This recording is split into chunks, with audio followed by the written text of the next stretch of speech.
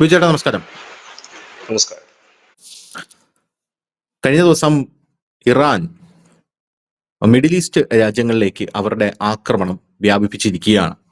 Middle east രാജ്യങ്ങളായിട്ടുള്ള ഖത്തറിലേക്ക് അവർ ഖത്തറിലുള്ള American വ്യോമത്താവളത്തിലേക്ക് അവർ മിസൈലുകൾ തൊടുത്തു വിട്ടിരിക്കുകയാണ്. പക്ഷേ കാര്യമായിട്ടൊന്നും സംഭവിച്ചില്ല, ദൈവഭാഗ്യം കൊണ്ട്. അമേരിക്കൻ വ്യോമത്താവളത്തെയാണ് ഉന്നം വെച്ചതെങ്കിലും അതിനെ കാര്യക്ഷമമായി തകർത്തു എന്നാണ് പറയുന്നത്. ഈ ഖത്തറിലേക്ക് മിസൈൽ തൊടുത്തു വിട്ടപ്പോഴും ഇറാൻ പറഞ്ഞത് ഖത്തർ ഞങ്ങളുടെ നല്ല സുഹൃത്താണ്, ഞങ്ങളുടെ ലക്ഷ്യം അമേരിക്കയാണ് എന്നാണ് യഥാർത്ഥത്തിൽ ഇറാൻ പറഞ്ഞത്. അതിനെല്ലാം കാര്യക്ഷമമായി തന്നെ തകർത്തു എന്ന് ആം, ഖത്തർ പറഞ്ഞിട്ടുണ്ട്. പോരാത്തതിന് ഡൊണാൾഡ് ട്രംപ് ഇപ്പോ മിഡിൽ ഈസ്റ്റിലുള്ള അമേരിക്കയുടെ എല്ലാ സൈനിക കേന്ദ്രങ്ങൾക്കും കനത്ത ജാഗ്രത കൊടുത്തിട്ടുണ്ട് എന്ന് മാത്രമല്ല, ആവശ്യമെങ്കിൽ അവിടെയുള്ള സൈനികരെ അവിടെ നിന്ന് മാറി നിൽക്കാനും ഇപ്പോ അമേരിക്ക നിർദ്ദേശം കൊടുത്തിട്ടുണ്ട് എന്നാണ് നമുക്ക് മനസ്സിലാക്കാനായി സാധിക്കുന്നത്. അപ്പോ ഈ ഒരു യുദ്ധം ഇന്നലെ ഒരു പുതിയ വഴിത്തിരിവിലേക്ക് മാറിയിരിക്കുകയാണ്. അത് മിഡിൽ ഈസ്റ്റ് രാജ്യങ്ങളിലേക്ക് ആക്രമണം ഇപ്പോൾ ഇറാൻ വ്യാപിപ്പിച്ചിരിക്കുകയാണ്. അതുകൊണ്ട് ഇന്ന് രാവിലെ ഡൊണാൾഡ് ട്രംപ് ഞങ്ങൾ വെടിനിർത്തുകയാണ് എന്ന് പ്രഖ്യാപിച്ചു. ഡൊണാൾഡ് ട്രംപിന്റെ വെടിനിർത്തൽ അറിയാലോ. ഡൊണാൾഡ് ട്രംപ് എല്ലായിടത്തും ചെന്ന് എല്ലാ യുദ്ധത്തിലും ചെന്നിട്ട് ഞങ്ങൾ ഇതാ വെടിനിർത്തുകയാണെന്ന് പറയും. വെടിനിർത്തൽ പറഞ്ഞു കഴിഞ്ഞാണ് ഇയാൾ വെടിനിർത്തുന്നു എന്ന് പറഞ്ഞു കഴിഞ്ഞാണ് യഥാർത്ഥത്തിലുള്ള യുദ്ധം തുടങ്ങുന്നത് തന്നെ. അങ്ങനെ വെടിനിർത്തുന്നു എന്ന് പറഞ്ഞ ശേഷമാണ് പാകിസ്ഥാൻ ഇന്ത്യയിലേക്ക് ചറവറ ഡ്രോണുകളൊക്കെ അയച്ചു തുടങ്ങിയത്. ഇപ്പൊ കാണാൻ വെടിനിർത്തുന്നു എന്ന് പറഞ്ഞപ്പോൾ ഇസ്രായേൽ ഒന്ന് സമാശ്വസിച്ചു, ഓഹോ വെടിനിർത്തിയല്ലോ എന്ന് പറഞ്ഞു. അപ്പൊ കാണാൻ വരുന്നു ഇറാന്റെ മിസൈൽ ചറവറാന്ന്. അവിടെ 3 പേര് ഇന്ന് രാവിലെ മരിച്ചിട്ടുണ്ടെന്ന് റിപ്പോർട്ട് പുറത്തു വരുന്നു. ഉടനെ തന്നെ ഇസ്രായേൽ ട്രംപിന്റെ കൊങ്ങയ്ക്ക് പിടിച്ചിട്ട് പറഞ്ഞു, ഇതാണോ ഇയാളുടെ വെടിനിർത്തൽ, അവിടെ നിന്ന് മിസൈലുകൾ വരുന്നത് കണ്ടില്ലേ എന്ന് പറയുന്നു. ഇറാൻ ആണെങ്കിൽ യാതൊരുവിധ രക്ഷയുമില്ല, വെടിനിർത്താനായിട്ട് യാതൊരുവിധ ഉദ്ദേശവുമില്ല എന്നാണ് ഇറാൻ പറയുന്നത്. എന്തായാലും ഇവിടെ നമ്മുടെ രാജ്യത്തെ, അതായത് കേരളത്തിലെ സുഡാപ്പികളുടെ കാര്യമാണ് കഷ്ടം എന്ന് പറയുന്നത്. അപ്പോൾ ഒരുപാട് സുഹൃത്തുക്കളൊക്കെ നമ്മുടെയൊക്കെ ഖത്തറിലും മിഡിൽ ഈസ്റ്റ് രാജ്യങ്ങളിലൊക്കെ ഉണ്ട്. അപ്പോ അവരെല്ലാം സുരക്ഷിതരായിരിക്കട്ടെ എന്നുള്ളൊരു പ്രാർത്ഥന മാത്രമാണ് നമുക്കുള്ളത്. പക്ഷെ വേറൊരു കാര്യമുണ്ട്, ഈ വരുന്ന ഇറാൻ മിസൈലിന് അറിയില്ല ഈ താഴെ നിൽക്കുന്ന കേരളത്തിലെ ഇറാൻ ഹമാസ് ഘടകത്തിൽപ്പെട്ട വ്യക്തിയാണ് താഴെ നിൽക്കുന്നതെന്ന്. അപ്പോ ഞങ്ങൾ ഇറാന് സപ്പോർട്ടാണ്, ഞങ്ങൾ ഹമാസ് ഘടകമാണ്, കേരള ഹമാസ് ഘടകമാണ്, ഞങ്ങൾ അടുപ്പുകൂട്ടി ചർച്ചാ ഘടകമാണ് എന്നൊക്കെ പറഞ്ഞ് ഇറാന്റെ മിസൈലിന്റെ മുമ്പിൽ ചെന്ന് വായും വളർന്നു നിന്ന് അത് വന്ന് തലയിൽ വീഴുമെന്ന് മാത്രമേ പറയാനായിട്ടുള്ളൂ. കാരണം ഇറാന്റെ മിസൈലിന് അറിയില്ല ഇങ്ങനെ ഒരു സംഭവം ഇവിടെ ഉണ്ടെന്ന് തന്നെ. അതുകൊണ്ട് തന്നെ എല്ലാവരും സുരക്ഷിതരായി ഇരിക്കണമെന്ന് ഇന്ത്യൻ എംബസി അവർക്ക് ജാഗ്രതാ നിർദ്ദേശവും കൊടുത്തിട്ടുണ്ട്. ഇത് എന്തായിരിക്കും ഇതിന്റെ ഒരു പരിണിത ഫലം? ഇപ്പോ മിഡിൽ ഈസ്റ്റ് രാജ്യങ്ങളിലോട്ടൊക്കെ ആക്രമണം വ്യാപിപ്പിക്കുമ്പോൾ ഇനിയിപ്പോ കേൾക്കാൻ സാധിക്കുന്നത് കൂടുതൽ മിഡിൽ ഈസ്റ്റ് രാജ്യങ്ങളിലേക്ക് ആക്രമണം നടത്താൻ പോകുന്നു എന്നുള്ളതാണ്. അതിലൊന്ന് ഇറാഖും ഒന്ന് സിറിയയുമാണ്. അവിടെയുള്ള അമേരിക്കൻ വ്യോമത്താവളങ്ങളെ ഇറാൻ ലക്ഷ്യമിടുന്നു എന്നുള്ള റിപ്പോർട്ടുകൾ പുറത്തു വരുന്നു. ഇത് ഇങ്ങനെയും നീണ്ടുപോയി കഴിഞ്ഞാൽ വലിയ പ്രതിസന്ധി ഉണ്ടാവില്ലേ? എങ്ങനെയായിരിക്കും ഇതിന്റെ ഒരു അവസാനം? ഇതൊരു വ്രണമായിട്ട് തന്നെ തുടരുക തന്നെ ചെയ്യും. കാരണം താൽക്കാലികമായിട്ടൊരു വെടിനിർത്തലാണെങ്കിൽ പോലും ഒരു വ്രണം ഇങ്ങനെ പഴുത്തോണ്ടിരിക്കുമല്ലോ. ഇപ്പൊ തൽക്കാലമാണെങ്കിൽ പോലും, കാരണം ഇറാനെ സംബന്ധിച്ച് പറഞ്ഞാൽ നമ്മൾ കേട്ടിട്ടുള്ളത് ഈ ഹിസ്ബുള്ള, ഹൂത്തി, ഹമാസ്, അതിനൊക്കെ അപ്പുറത്തേക്ക് ഒരു വലിയ പ്രോക്സി സംഘടനയുടെ തലവനാണ് ഈ ഖമേനി എന്ന് പറയുന്നത്. അത് ബലൂചിസ്ഥാനിലുണ്ട്, അഫ്ഗാനിസ്ഥാനിലുണ്ട്, പല രാജ്യങ്ങളിൽ, സിറിയയിലുണ്ട്, ഇറാഖിലുണ്ട്. അവർ പലയിടത്തുമായിട്ട് കുർദുകളുടെ ഒന്ന് സെർച്ച് ചെയ്ത് നോക്കിക്കഴിഞ്ഞാൽ അവരെവിടെയൊക്കെ ഉണ്ടെന്ന് നമുക്ക് ഏകദേശം മനസ്സിലാക്കാൻ കഴിയും. അപ്പോൾ അത് അടങ്ങിയിരിക്കില്ല. ഇനി ഒരു കുഴപ്പം എന്താന്ന് ചോദിച്ചാല്, ലോകത്ത് ഏത് ഭീകരാക്രമണം നടന്നാലും അതിന്റെ ഒരു ഉത്തരവാദി ഇറാനായി ചിത്രീകരിക്കപ്പെടും. അത് വേറൊരു കാര്യം. മറ്റൊന്ന്, എപ്പോഴും അങ്ങോട്ടും ഇങ്ങോട്ടും അടി വെക്കുന്ന തരത്തിലേക്ക് ഇത് പോകും. അതായത് ഇടക്കിടക്ക് ഇരിക്കുമ്പോൾ നമുക്ക് തമാശയായിട്ട് കാണാമെങ്കിൽ പോലും അങ്ങോട്ടും ഇങ്ങോട്ടും മിസൈലുകൾ പായിക്കുക, ഇല്ലെങ്കിൽ അങ്ങോട്ടും ഇങ്ങോട്ടും ആക്രമണം നടത്തുക. ഒരുപക്ഷെ ട്രംപിന് സിറിയ കഴിഞ്ഞാൽ ബോംബ് പരീക്ഷണം നടത്താൻ പറ്റുന്ന ഒരു സ്ഥലമായിട്ട് ഒരുപക്ഷെ ഇറാൻ മാറിയേക്കാം. പക്ഷെ അവരത് അടങ്ങിയിരിക്കും എന്ന് തോന്നുന്നില്ല. അവരും തിരിച്ചുണ്ടാകും, ഒരു അറ്റാക്ക് ഉണ്ടാകും. അപ്പൊ അങ്ങനത്തെ ഒരു അതാ ഞാൻ പറഞ്ഞ വ്രണം പോലെ ഒരു പശ്ചിമേഷ്യ മാറുകയാണ്. അത് ഇപ്പോഴൊന്നും ഇവിടം കൊണ്ട് ഇത് അവസാനിച്ചാൽ നല്ലതായിരിക്കും ലോകരാജ്യങ്ങൾക്ക്. പക്ഷെ ഇവിടെ കൊണ്ട് ഇത് അവസാനിക്കാനുള്ള സാധ്യതയില്ല. ഒരുപക്ഷെ യുദ്ധം എന്ന രീതിയിൽ ഇതിനൊരു വിരാമം ഇപ്പോൾ ഉണ്ടാകും, ഇല്ലെങ്കിൽ ഉണ്ടായിട്ടുണ്ടാകണം. കൂടുതൽ അറ്റാക്ക് ഒന്നും ഉണ്ടാകില്ല. കാരണം ഇസ്രായേൽ ആയാലും അമേരിക്ക ആയാലും അവരുടെ ലക്ഷ്യങ്ങൾ പൂർത്തീകരിച്ചു കഴിഞ്ഞിരിക്കുന്നു. അപ്പോൾ അത് ഉണ്ടാകില്ല എന്ന് നമുക്ക് പ്രതീക്ഷിക്കാം. പക്ഷെ അവിടെ കൊണ്ട് തീരുമോ ഇല്ലയോ എന്നുള്ളത് കാത്തിരുന്ന് കാണേണ്ടി വരും. കാരണം ഇതിങ്ങനെ ഇടയ്ക്കിടയ്ക്ക് അങ്ങോട്ടും ഇങ്ങോട്ടും ഒരു അറ്റാക്കിലേക്ക് പോകും എന്നുള്ളതാണ് മനസ്സിലാക്കാൻ കഴിയുന്നത്. റഷ്യയും ഈ അറ്റാക്കിനെ അനുകൂലിച്ചിട്ടല്ലെങ്കിലും അവര് സൈനികപരമായിട്ടുള്ള നീക്കങ്ങളൊന്നും ഉണ്ടാകില്ല എന്ന് റഷ്യ പറഞ്ഞു കഴിഞ്ഞിരിക്കുന്നു. ഇസ്രായേലിനും ഡാമേജുകൾ പറ്റിയിട്ടുണ്ട്. ഇവിടെ കൊണ്ട് തീരുമോ ഇല്ലയോ എന്നുള്ളത് നമ്മൾ കാത്തിരുന്ന് കാണേണ്ട ഒരു വിഷയം തന്നെയാണ്. അപ്പൊ ഇവിടെ ഇങ്ങനെ ഈ അറ്റാക്ക് ഇങ്ങനെ നിരന്തരം ഇറാൻ ഇങ്ങനെ നിർത്തില്ല എന്ന് പറഞ്ഞ് ഇറാൻ ഇങ്ങനെ മുന്നോട്ട് പോകുമ്പോൾ ഒരു ചർച്ചയ്ക്കുള്ള സാധ്യത അപ്പോഴും ഉണ്ട് എന്ന് അമേരിക്ക പറയുന്നുണ്ട്. പക്ഷെ ഇറാൻ അമ്പിനും വില്ലിനും അടുക്കുന്നില്ല എന്നുള്ളതാണ് പ്രധാനപ്പെട്ട കാര്യം. അവരിപ്പോ ഹോർമൂസ് കടലിടുക്ക് അടച്ചിട്ടിരിക്കുന്ന ഞങ്ങൾ കായികപരമായിട്ട് നേരിടും എന്ന് അമേരിക്ക പറഞ്ഞിട്ടുണ്ട്. അപ്പൊ ഇങ്ങനെയൊക്കെ ഒരു സംഭവം ഇറാൻ അങ്ങോട്ടും ഇങ്ങോട്ടും അടുക്കാത്തൊരു സാഹചര്യത്തിൽ ഇത് നിൽക്കും എന്ന് നമ്മൾ എങ്ങനെയാണ് വിശ്വസിക്കുന്നത്? കാരണം ഉം, ഇപ്പോ പശ്ചിമേഷ്യ സമ്പൂർണ്ണമായിട്ടൊരു പ്രതിസന്ധിയിലായി. ഇപ്പോ സ്വർണ്ണവില കൂപ്പുകുത്തി, എണ്ണവില കുതിച്ചു വരുന്നു എന്ന റിപ്പോർട്ട് പുറത്തു വരുന്നു, വ്യാപാര ബന്ധത്തെ സമ്പൂർണ്ണമായി ബാധിക്കുന്നു എന്ന റിപ്പോർട്ടുകൾ പുറത്തു വരുന്നു. ഇന്ത്യയും ഇറാനുമായിട്ടുള്ള വ്യാപാര ബന്ധം തകർന്നു. കാരണം 1,00,000 മെട്രിക് ടൺ ബസുമതി അരി ഇന്ത്യ ഇറാനിലേക്ക് കൊടുക്കാനിരുന്നാണ്. അരി വ്യാപാരികൾ പ്രതിസന്ധിയിലാകുന്നു, വലിയ പ്രതിസന്ധിയിലോട്ട് പോവുകയാണ്. അപ്പൊ ഇറാൻ മുൻകൈ എടുക്കണോ യഥാർത്ഥത്തിൽ ഇപ്പോൾ ഈ യുദ്ധം നിർത്താനായിട്ട്? അമേരിക്കയും ഇസ്രായേലും അടങ്ങി എന്നാണോ ബിജേട്ടൻ പറയുന്നത്? അങ്ങനല്ല. ഇത് ഉം, ഈ ഒരു വെടിനിർത്തലിന് പിന്നിൽ ഒരു വലിയ കരാറുണ്ടാകും. ഒരു വലിയൊരു എമൗണ്ട് ഉം, ഇപ്പൊ ഇറാന് കൊടുക്കണം. ഇറാന് കൊടുക്കും. അത് അമേരിക്ക ട്രംപ് മുന്നിട്ട് ഇറങ്ങുകയും ചെയ്യും. അതൊരു ഉം. വലിയ കാരണം അവർക്കിപ്പം വലിയ നാശനഷ്ടങ്ങൾ ഇറാന് വന്നിട്ടുണ്ട്. ഇപ്പൊ നമ്മൾ കണ്ടതാണ്, പാകിസ്ഥാന്റെ കേസിലൊക്കെ നമ്മൾ കണ്ടതാണ്, അവർക്ക് സാമ്പത്തിക സഹായം ഇതുവഴിയൊക്കെ ഒഴുകി എത്തിയെന്നുള്ളത്. സ്വാഭാവികമായി അതെ. തന്നെ അമേരിക്ക ഒരു വലിയ എമൗണ്ട് ഇപ്പോൾ ഇറാന് നൽകിക്കൊണ്ടായിരിക്കും ഈ ഡീല് നടത്തുന്നതെന്ന് തോന്നുന്നു. അല്ലാതെ ഏകപക്ഷീയമായിട്ട് ട്രംപ് പറയുമ്പോൾ യുദ്ധം നിർത്തില്ലല്ലോ. അതിനൊരു വലിയ എമൗണ്ട് ഒരുപക്ഷെ ഇറാൻ ചോദിച്ചിട്ടുണ്ടാകാം. അപ്പോൾ ഉം. ഞാൻ മുമ്പും പറഞ്ഞിട്ടുണ്ട്, ഇറാന്റെ ഈ അമേരിക്ക മുൻപോട്ട് വെച്ചത് സമ്പുഷ്ട യുറേനിയം ഇറാനിൽ വെച്ച് നടത്തണമെന്നും ഒരു പുതിയ ഡിമാൻഡ്, ഒരു പുതിയ ഫോർമുല അവർ കൊണ്ടുവന്നിട്ടുണ്ടായിരുന്നു. വേറെ ഏതെങ്കിലും രാജ്യത്ത് വെച്ച്, അതായത് അക്കൗണ്ടബിലിറ്റി ഉള്ള രാജ്യങ്ങളുണ്ട്. 9 രാജ്യങ്ങളാണ് ലോകത്ത് ആണവായുധങ്ങൾ ഉള്ള രാജ്യങ്ങൾ. അപ്പൊ അങ്ങനെ ഏതെങ്കിലും ഒരു രാജ്യത്ത് വെച്ചിട്ട് നിങ്ങൾ ആ സമ്പുഷ്ട യുറേനിയത്തിന്റെ ആ പ്രോസസ്സ് നടത്തിക്കോളൂ, അവിടുന്ന് കൊണ്ടുവന്നോളൂ. അത് നിങ്ങളുടെ, അതായത് സിവിലിയൻസ് ആവശ്യങ്ങൾക്ക് വേണ്ടിയിട്ടുള്ള ആ, ഈ ആണവ കേന്ദ്രങ്ങൾ വെച്ചോളൂ എന്നാണ് അവർ ഉദ്ദേശിക്കുന്നത്. പക്ഷെ അത് നടക്കുന്നില്ലെങ്കിൽ പോലും ഇറാന്റെ ഒരു വലിയ രീതിയിലുള്ള ഒരു ഒരു സഹായം അമേരിക്കയും മറ്റ് രാജ്യങ്ങളും ചെയ്യും. ഒരുപക്ഷെ അതിന്റെ ഒരു അടിസ്ഥാനത്തിൽ കൂടുതൽ ആണ് ട്രംപ് വെടിനിർത്തൽ എന്ന് പറയുന്നത്. അല്ലാതെ ഈ ആയുധം മാത്രമല്ല, സാമ്പത്തികം അതിന്റെ പിന്നിൽ ഉണ്ടാകണം. അതൊരു വലിയൊരു ഉം. എമൗണ്ട് ഇറാന് കൊടുക്കും എന്ന് തന്നെയാണ് നമ്മൾ പ്രതീക്ഷിക്കുന്നത്. അങ്ങനെ കൊടുത്തതിന് ശേഷം മാത്രമായിരിക്കും ഒരുപക്ഷെ പക്ഷേ ശാശ്വതമായ എതിർക്കും. കഴിഞ്ഞ ദിവസം ട്രംപ് നടത്തിയ പ്രസ്താവന ഖമേനി ഭരണത്തെ താഴെ ഇറക്കാതെ ഞങ്ങൾ ഇത് അവസാനിപ്പിക്കില്ല എന്നുള്ളതാണ്. ട്രംപ് അത് ചേട്ടൻ ശ്രദ്ധിച്ചു കാണുമല്ലോ. ഖമേനി ഭരണത്തെ ഞങ്ങൾ എന്തായാലും താഴെ ഇറക്കുമെന്നാണ് പറയുന്നത്. അപ്പൊ അങ്ങനെ ആ ഭരണത്തെ തന്നെ സമ്പൂർണ്ണമായി പിഴുതെറിയാനായിട്ട് അമേരിക്ക കച്ചകെട്ടി നിൽക്കുമ്പോൾ ഇറാനും ആ ഒരു രീതിയിലല്ലേ അമേരിക്കയെ ഡീൽ ചെയ്യാൻ ശ്രമിക്കും. അപ്പൊ അമേരിക്ക കുറച്ച് കാശ് കൊടുത്തു എന്ന് പറഞ്ഞ് ഇറാൻ അത് മേടിച്ച് മിണ്ടാതിരിക്കും എന്ന് തോന്നുന്നുണ്ട്. ഇന്നലെ തന്നെ ഏഷ്യാനെറ്റ് ന്യൂസിലൊക്കെ അടക്കം അവിടെയുള്ള മാധ്യമപ്രവർത്തകർ പറയുന്നത് കേട്ടു, ഈ ഇറാൻ എന്ന് പറയുന്ന രാജ്യം എങ്ങനെയാണ് ഇത് ആക്രമിക്കുന്നതെന്ന് നമുക്ക് പിടികിട്ടുന്നില്ല. ഒരു ഒരു ചെ- ഒരു എന്താ പറയാ, വളരെ സാമ്പത്തികമായി പിറകിൽ നിൽക്കുന്ന ഒരു രാജ്യം ഈ നിരന്തരം മിസൈലുകൾ അയച്ചുകൊണ്ടിരിക്കുകയാണെന്നാണ് പറയുന്നത്. അപ്പൊ എനിക്ക് ഓർമ്മ വന്ന ബിജേട്ടന്റെ വാക്കുകളാണ്. കാരണം നമ്മൾ ഇറാനെ അത്ര ചെറുതാക്കി കാണരുത്. കാരണം ഇറാൻ എന്ന് പറഞ്ഞാൽ വർഷങ്ങളോളം യുദ്ധം ചെയ്ത് പാരമ്പര്യമുള്ള ഒരു രാജ്യമാണ് എന്നുള്ള ഡയലോഗാണ് എനിക്ക് ഓർമ്മ വന്നത്. അപ്പോ അങ്ങനെയുള്ള ഇറാൻ ട്രംപിന്റെ കുറച്ച് നക്കാപ്പിച്ചേ മാഞ്ചുണ്ടായിരിക്കും എന്നാണോ തോന്നുന്നത്? അല്ല, അങ്ങനെയല്ല ഞാൻ പറഞ്ഞു വന്നത്. ഉം. ഖമേനിക്ക് ഒരു നല്ല റിട്ടയർമെന്റ് കൊടുക്കും. അതായത് ആ, അതായിരിക്കണം ട്രംപിന്റെ മനസ്സിൽ നല്ല അത് ശരി. മാന്യമായ ഒരു റിട്ടയർമെന്റ്. അപ്പൊ അദ്ദേഹം കഴിഞ്ഞ ദിവസം 3 പിൻഗാമികളെ നിശ്ചയിച്ചല്ലോ. ഖമേനി ഉം, അദ്ദേഹത്തിന് 3 ഉം, പിൻഗാമികളെ പ്രഖ്യാപിക്കുന്നുണ്ട്. അതായത് അദ്ദേഹത്തിന് മകനില്ല എന്ന് പറയുമ്പോൾ തന്നെ അതിനകത്ത് ഈ ഗ്രൂപ്പ് ഇല്ല എന്ന് വരുത്തി തീർക്കുക എന്നുള്ളതാണ് അദ്ദേഹത്തിന്റെ ലക്ഷ്യം. മകൻ ഉണ്ടായിരുന്നെങ്കിൽ കഥ മാറിയേനെ. മകനില്ല.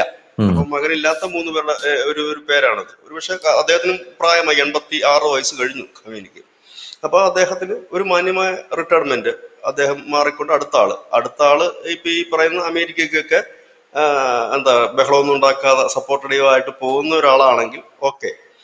അങ്ങനെ വന്നു കഴിഞ്ഞാൽ ഒരുപക്ഷെ അത് സാധ്യമാകണം. അതായിരിക്കണം ഒരു ഇപ്പോഴത്തെ ഒരു എഗ്രിമെന്റ് എന്ന് തോന്നുന്നു. പിന്നെ ധനുഷ് പറഞ്ഞതുപോലെ ട്രംപ് ആണ് പറഞ്ഞിരിക്കുന്നത്, അദ്ദേഹത്തിന്റെ സോഷ്യൽ മീഡിയ കൂടെയാണ് പറഞ്ഞിരിക്കുന്നത് അതെ. വെടിനിർത്തൽ എന്ന്.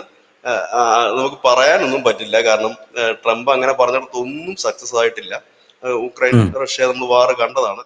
ഒരുപക്ഷെ ഇറാൻ എന്തുകൊണ്ട് ഖത്തറിനെ ആക്രമിച്ചു എന്ന് ചോദിച്ചു കഴിഞ്ഞാൽ അവര് ഒരു മുന്നറിയിപ്പ് കൊടുത്തതാണ്, മിഡിൽ ഈസ്റ്റ് ഞങ്ങൾക്ക് അകലെയാക്കാൻ അല്ല, മിഡിൽ ഈസ്റ്റ് ഞങ്ങളുടെ ലക്ഷ്യത്തിൽ പെടുന്നതാണ് എന്നൊരു ചെറിയ മുന്നറിയിപ്പ്. അത് സൗദിക്കാണ് ആ കൊടുത്തിരിക്കുന്നത്. സൗദി അടക്കമുള്ള രാജ്യങ്ങൾക്കാണ് ആ കൊടുത്തിരിക്കുന്ന ഒരു വാണിംഗ് ആണ്.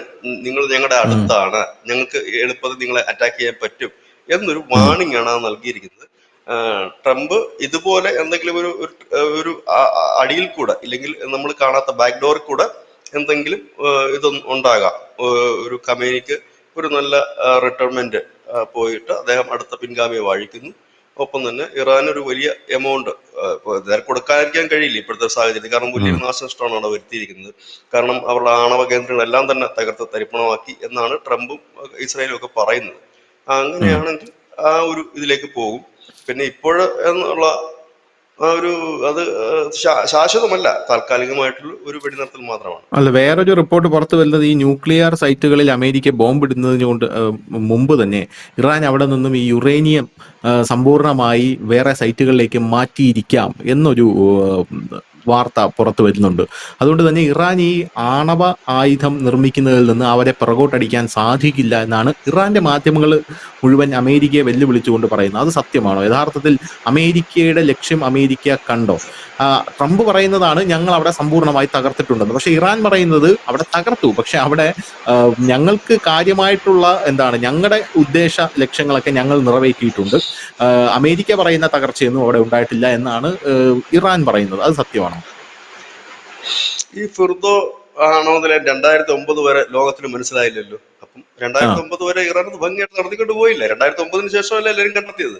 അപ്പോ പക്ഷെ സത്യമാകാൻ ഇറാന്റെ വാക്കുകൾ അത്ര തള്ളിക്കളയേണ്ട ആവശ്യമില്ല. കാരണം 2009 വരെ ലോകം കാണാതെ അവർക്ക് ആ ഒരു മലയുടെ അടിയിൽ ഈ ആണവ നിലയം അവർക്ക് ഭംഗിയായിട്ട് മുമ്പോട്ട് കൊണ്ടുപോകാൻ പറ്റിയിട്ടുണ്ടെങ്കിൽ തീർച്ചയായിട്ടും അത് മാറ്റിയിട്ടുണ്ടാകണം. കാരണം ഇത്രയും പൊല്ലാപ്പ് വരുമ്പോൾ സ്വാഭാവികമല്ലേ. കാരണം ഇറാനെ പോലെ ഞാൻ പറഞ്ഞില്ലേ, യുദ്ധത്തിലൊക്കെ ഒരു എക്സ്പീരിയൻസ് ആയിട്ടുള്ള ഒരു രാജ്യത്തിന് അത് മാറ്റാൻ പറ്റും. അത് പൂർണ്ണമായും നശിപ്പിച്ചു. കാരണം ഇന്നലെ റഷ്യയുടെ ഒരു സ്റ്റേറ്റ്മെന്റ്, അവരുടെ 150ഓളം ജീവനക്കാരുണ്ടായിരുന്നു ഈ ഫിർദോ എന്ന് പറയുന്ന അവരുടെ മെയിൻ ആണവ നിലയത്തിൽ. അവർക്കാർക്കും ഒരു കുഴപ്പവും റഷ്യയുടെ ഒരു കുഴപ്പവും പറ്റിയിരുന്നില്ല. ഞങ്ങൾ അപ്പൊ ആളപായമില്ല. അത് റഷ്യ അറിയിച്ചിട്ടാണ് അമേരിക്ക ആ ഒരു അറ്റാക്ക് നടത്തിയത്. അപ്പം അത് ഉറപ്പായിട്ടും അവിടെ ആ ഒരു ആണവ നിലയം പോയിട്ടുണ്ട്. അവർക്ക് പ്രോപ്പറായിട്ട് ഇപ്പം വർക്ക് ചെയ്യുന്നില്ല എന്ന് അതിന്റെ അർത്ഥം അവരുടെ കയ്യിൽ നിന്നുള്ള ആണവശേഷി നശിപ്പിച്ചു എന്നുള്ളതല്ല. അത് സ്വാഭാവികം. ഇത് തന്നെയാണ് പാകിസ്ഥാന്റെ കേസിൽ. കാരണം ഇത് എവിടൊക്കെയാണ് കയ്യിൽ ഇരിക്കുന്നത് അറിയാൻ കഴിയില്ല. കാരണം ഇത് ആണവ പോർമുനകൾ നിർമ്മിച്ചിട്ടുണ്ട്. ഇത് അതാണല്ലോ ഇമ്പോർട്ടന്റ്. ആ പോർമുനകൾ ഉണ്ട് എന്നുണ്ടെങ്കിൽ, അതാണ് ഇപ്പോൾ നമ്മൾ ഈ ലേറ്റസ്റ്റ് വന്നൊരു റിപ്പോർട്ട് അനുസരിച്ച് ഇന്ത്യക്ക് 180ഉം പാകിസ്ഥാൻ 170 എന്നൊക്കെ പറയില്ലേ, അത് പോർമുനകളാണ്. അത്ര പോർമുനകൾ ഇസ്രായേലിന്റെ പക്കൽ 100 ഉണ്ടെന്നാണ് ഇറാൻ പറയുന്നത്. അപ്പോ ഇറാന്റെ പക്കൽ അതുണ്ടോ ഇല്ലയോ എന്നുള്ള കാര്യത്തില് അത് നമുക്ക് കണ്ടെത്തുക പ്രയാസകരമാണ്. അതിനകത്ത് നമുക്ക് ഒരു ഇല്ല എന്ന് നമുക്ക് ഉറപ്പിച്ചിട്ട് പറയാനും കഴിയില്ല. അതാണ് എന്റെ ഒരു സാഹചര്യം. അതുണ്ടാകും, ഉറപ്പായിട്ടുണ്ടാകും. കാരണം ഞാൻ പറഞ്ഞില്ലേ, 2009 വരെ രഹസ്യമായിട്ട് അതൊക്കെ ചെയ്തുകൊണ്ടിരുന്ന ഒരു ടീമിന് അത് മാറ്റുക, അതുണ്ടാകുക എന്ന് പറഞ്ഞാൽ അത്ര എളുപ്പമല്ല. ഇനി അത് അവർ ഉപയോഗിക്കുമോ ഇല്ലയോ എന്നുള്ളതാണ് മറ്റൊരു കാര്യം. അത് സാധ്യതയില്ല ഉപയോഗിക്കാനായിട്ട്. ഈ റഷ്യ കഴിഞ്ഞ ദിവസം പറഞ്ഞിട്ടുണ്ടായിരുന്നല്ലോ, അതായത് ഇറാന് ആണവായുധം കൊടുക്കാനായി ഒരുപാട് ലോകരാജ്യങ്ങൾ തയ്യാറായി നിൽക്കുകയാണ് എന്ന്. അതായത് റഷ്യ ഇറാനെ കൂടുതൽ സപ്പോർട്ട് ചെയ്യുന്നുണ്ട്, നമുക്കറിയാം. അപ്പൊ ഈ ഇറാൻ ആണവായുധം കൊടുക്കാൻ ലോകരാജ്യങ്ങൾ തയ്യാറായി നിൽക്കുന്നു എന്ന് പറയുമ്പോൾ അത് അമേരിക്കക്കെതിരെ കൂടെ ഉള്ള ഒരു വെല്ലുവിളിയായിട്ടാണോ കാണേണ്ടത് യഥാർത്ഥത്തിൽ? തീർച്ചയായിട്ടും. അതിനാ ട്രംപ് വേറൊരു ഭാഷയെ പറഞ്ഞത് തന്നെയാണ്. ഇറാന്റെ പുറത്ത് നിങ്ങൾ യുറേനിയം സമ്പുഷ്ടീകരിക്കണം എന്ന് പറയുമ്പോൾ രജിസ്റ്റേർഡ് ആയിട്ടുള്ള 9 രാജ്യങ്ങളുള്ള ലോകത്ത് ആണവായുധങ്ങൾ ഇത് ചെയ്യാൻ പറ്റുന്നത്. അപ്പൊ സ്വാഭാവികമായി തന്നെ അവർക്ക് അത് റഷ്യ അത് കൊടുക്കും എന്ന് പറയുമ്പോൾ ലീഗൽ അല്ലേ അത്. ട്രംപ് പറഞ്ഞതും ഇത് നേരെ ശരിയായി വരുന്നുണ്ടല്ലോ. അവരത് നൽകും എന്ന് തന്നെ ആയിരിക്കാം. ഒരുപക്ഷെ അവർ നൽകുമെന്നല്ല, അവരാണ് ഇറാന്റെ മുഴുവൻ ആണവ കേന്ദ്രങ്ങളും റഷ്യയാണ് ബാക്ക് ചെയ്യുന്നത്. അവരുടെ ജീവനക്കാരുണ്ട്. അതിപ്പോ നമ്മുടെ രാജ്യത്തും അവിടെ ഉണ്ടായിരുന്നു മുമ്പൊക്കെ. അവരുടെ ജീവനക്കാർ തന്നെയാണ് അതിന്റെ ആ ഒരു പ്രാരംഭ ഘട്ടത്തിലൊക്കെ ഉണ്ടായിരുന്നത്. അപ്പോ സ്വാഭാവികമായിട്ടും അവർ തന്നെ ആയിരിക്കും അത് മുമ്പോട്ട്. അതാണ് ഞാൻ നേരത്തെ പറഞ്ഞത്. ഇറാൻ ആണവ ആയുധമോ ഇല്ലെങ്കിൽ അത് പൂർണ്ണമായിട്ട് അവരുടെ കയ്യിൽ ഇല്ല എന്നുള്ളതല്ല അതിന്റെ അർത്ഥം. അവരുടെ കയ്യിലുണ്ട്, ഇല്ലെങ്കിൽ അവരെ ബാക്കിയുള്ള രാജ്യങ്ങൾ ബാക്ക് ചെയ്യുന്നുണ്ട് എന്ന് പറഞ്ഞത് അതുകൊണ്ടാണ്. ഈ ഹോർമൂസ് കടലിടുക്കുമായിട്ട് ബന്ധപ്പെട്ട് ഇനി എന്ത് നടപടികളായിരിക്കും ഉണ്ടാകാൻ പോകുന്നത്? കാരണം അത് ഇറാൻ അടച്ചിരിക്കുന്നു എന്നാണ് വരുന്നത്. കാരണം അങ്ങനെ അടച്ചു കഴിഞ്ഞാൽ ലോകം തന്നെ സമ്പൂർണ്ണമായിട്ട് ഒരു പ്രതിസന്ധിയിലായി പോവില്ല. അപ്പൊ ഇനി അത് ഇറാൻ തുറക്കാനായിട്ടൊരു സാധ്യതയില്ല. യഥാർത്ഥത്തിൽ അതിന്റെ ഒരു ഭീകരത മനസ്സിലാക്കണമെങ്കിൽ നമ്മൾ ഇൻഡസ് വാലി ട്രീറ്റി പാകിസ്ഥാനുമായിട്ട് കട്ട് ചെയ്തതുപോലെയാണ് യഥാർത്ഥത്തിൽ ഹോർമൂസ് കടലിടുക്ക് അടച്ചിടുക എന്ന് പറയുന്നത്. ഇത് പാകിസ്ഥാനെ മാത്രമേ ബാധിക്കുന്നുള്ളെങ്കിൽ അത് സമ്പൂർണ്ണമായിട്ടുള്ള GCCയിൽ വലിയ പ്രതിസന്ധി ഉണ്ടാക്കാൻ പറ്റുന്ന ഒരു സാധനമാണ്. അപ്പോ അങ്ങനെ ഒരു സംഭവത്തിൽ ഇറാൻ ഒരു പുനഃപരിശോധനയ്ക്ക് തയ്യാറാവില്ലേ? അത് ഇറാൻ ഇപ്പോഴും കടുംപിടുത്തത്തിൽ നിൽക്കുകയാണ്. അതാണ് ഞാൻ നേരത്തെ പറഞ്ഞത്. ഈ ട്രംപ് ഈ വെടിനിർത്തൽ പ്രഖ്യാപനത്തിന്റെ പിന്നില് ബാക്ക് ഡോറിൽ കൂടെ മറ്റു സഹായങ്ങൾ ഇറാൻ ചെയ്തു കൊടുത്തേ പറ്റൂ. അങ്ങനത്തെ സഹായം, ഒരു വലിയ സാമ്പത്തിക ബാധ്യത ഉണ്ട് ഇപ്പോൾ നിലവിൽ ഇറാന്. അപ്പോൾ സ്വാഭാവികമായിട്ട് അത് ചെയ്തു കൊടുക്കുന്നതോട് കൂടി തന്നെ ഈ പറയുന്ന ആ കടലെടുക്കുക അത് എന്നേക്കുമായിട്ട് അടച്ചിടാൻ പറ്റില്ല. എല്ലാവരും ഇടപെടുന്ന എല്ലാ രാജ്യങ്ങളും, ഇന്ത്യ അടക്കം എല്ലാ രാജ്യങ്ങളും ഇടപെടുന്ന ഒരു വിഷയമാണ് ഇതിലേക്ക് പോകുന്നത്. അപ്പം അതെന്തായാലും അത് ചെയ്യില്ല. പക്ഷെ തൽക്കാലത്തേക്ക് ഒരുപക്ഷെ ഒരാഴ്ച രണ്ടാഴ്ചക്കകം അത് തുറന്നു തന്നെ കൊടുക്കും. കൊടുക്കാതിരിക്കാൻ വേറെ മാർഗ്ഗമില്ല. കാരണം ഞാൻ പറഞ്ഞു, ഇതിന്റെ നമ്മൾ ഫ്രണ്ട് എൻഡ് മാത്രമേ കാണുന്നുള്ളൂ ഈ വാറിന്റെ. ഉം, എപ്പോഴും ഉം, ഉം. വെടിനിർത്തൽ ഇപ്പൊ തീർന്നു എന്നുള്ളത്. ഇതിന്റെ ബാക്ക് വേറൊരു വശമാണ്. അപ്പൊ ആ ബാക്ക് എൻഡിൽ വലിയൊരു സാമ്പത്തിക സഹായം ഉണ്ടാകും. ഒപ്പം തന്നെ കുറെ ഡീലുകൾ ഉണ്ടാകും. അത് മുമ്പും അമേരിക്ക പറഞ്ഞിട്ടുള്ള കാര്യമാണ്. നിങ്ങൾ ഇത് ഇല്ല എന്നുണ്ടെങ്കിൽ നിങ്ങളെ ഉപരോധമൊക്കെ മാറ്റിയിട്ട് നിങ്ങൾക്ക് വേണ്ട സഹായം ചെയ്യാമെന്ന് അമേരിക്ക മുമ്പ്, അത് ട്രംപ് അല്ല, അതിന് മുമ്പ് ഇരിക്കുന്ന സർക്കാരുകളെല്ലാം പറഞ്ഞിട്ടുള്ള കാര്യമാണ്. അപ്പോൾ ആ ഉം. ഒരു നിലയിലേക്ക് വരും എന്ന് തന്നെയാണ്. കാരണം ഇറാനെ സംബന്ധിച്ച് അവര് പരാജയപ്പെട്ടോ എന്ന് വെച്ചാൽ യുദ്ധത്തിൽ ആരും പരാജയപ്പെടുന്നില്ലല്ലോ, എല്ലാവരും ജയിക്കുന്നവർ തന്നെയാണ്. അപ്പോൾ അവര് അടിച്ചു നിന്നു. അത്ര ചെറിയ രാജ്യമല്ല ഇറാൻ എന്ന് തന്നെ ഉം. പറയേണ്ടി വരും. ഇസ്രായേലിനെ സംബന്ധിച്ച് തൃപ്തി ആയിട്ടില്ല. ഇസ്രായേലിന് ഒരു പാതകം കൂടി അവിടെ ചെയ്യാനുണ്ട്, അത് ഖമേനിയാണ്. അത് ഒരുപക്ഷെ അതും കൂടെ ആയിരിക്കും ഇസ്രായേലിന്റെ ഒരു ടാർഗറ്റ്. അതുകൂടെ കഴിഞ്ഞാൽ അവരുടെ ഒരു സ്വപ്നം അത് തീരും. അമേരിക്ക അവരുടെ ഒരു ഇത് കാണിച്ചു. ഇപ്പൊ എല്ലാവരും ഈക്വൽ ആണ്, അങ്ങോട്ടും ഇങ്ങോട്ടും ഒക്കെ സമനില നിൽക്കുന്നു എന്ന് നമുക്ക് പറയാം. അപ്പം ഇതായിരിക്കും ഈ ഹോർമുസ് കടലെടുക്ക് അങ്ങനെ നിരന്തരം അടച്ചിടാനൊന്നും കഴിയില്ല. ഇതിനു മുമ്പും വാറുണ്ടായപ്പോഴൊക്കെ ഹോർമുസിന് കടലെടുക്ക് അടച്ചിട്ടുണ്ടെങ്കിൽ പിന്നീട് തുറക്കേണ്ട ഒരു സ്ഥിതി വന്നു. കാരണം ഇറാനും നഷ്ടമാണത്. കാരണം അവരുടെ രാജ്യത്തൊന്നും വേണ്ട എണ്ണ. കാരണം ആ കടലെടുക്ക് ഉം. വഴി കടന്നു പോകുമ്പോൾ അവർക്ക് കിട്ടുന്ന ഒരു വലിയ ടാക്സ് ഉണ്ട്. അതൊക്കെ കളഞ്ഞിട്ട് ഇറാൻ അത് ചെയ്യും എന്ന് കരുതാൻ കഴിയില്ല. കടലായാലും ആകാശമായാലും ഉപയോഗിക്കുന്ന രാജ്യങ്ങൾ ആ രാജ്യത്തിന് ഒരു തുക കൊടുക്കണം, എന്താണ്, ഒരു ഫീ കൊടുക്കണം. അപ്പൊ ആ ഉം. ഫീ എന്ന് പറഞ്ഞാൽ അത് കളഞ്ഞിട്ട് ഇറാൻ നിൽക്കാൻ സാധ്യതയില്ല. കാരണം അവരുടെ ഒരു പ്രധാനപ്പെട്ട വരുമാന മാർഗ്ഗം. കാരണം ലോകത്തിന്റെ മുഴുവൻ 20% എണ്ണ കച്ചവടം നടക്കുന്ന ഒരു കടലെടുക്കാണ്. അപ്പം അവിടുന്ന് എത്ര രൂപ അവർക്ക് ഒരു ദിവസം കിട്ടുന്നതാണ്. അത് അവർ കളയാൻ ഇല്ല ഇപ്പോ. ചിലപ്പോ ഇപ്പോഴത്തെ ഒരു വാറിന്റെ അടിസ്ഥാനത്തിൽ മാത്രമാണ്. കാരണം അത് തടഞ്ഞ അവരുടെയും പോയി, എല്ലാവരും അവരുടെ തന്നെ പോയില്ലേ. ബാക്കിയുള്ള രാജ്യങ്ങൾ പൊക്കോട്ടെ, അത് വേറെ ഏതെങ്കിലും ട്രേഡ് നോക്കാം, വഴി നോക്കാമെന്നൊക്കെ കരുതാം. ഇത് അവരുടെ തന്നെ പോയില്ലേ, അതിനാരും സമ്മതിക്കത്തില്ല. അവരും അങ്ങനെ ആഗ്രഹിക്കുന്നുണ്ടാകില്ല. അതാണ്. അപ്പൊ അത് ഒരു താൽക്കാലികമായിട്ടുള്ള ഒരു സാധനം മാത്രം.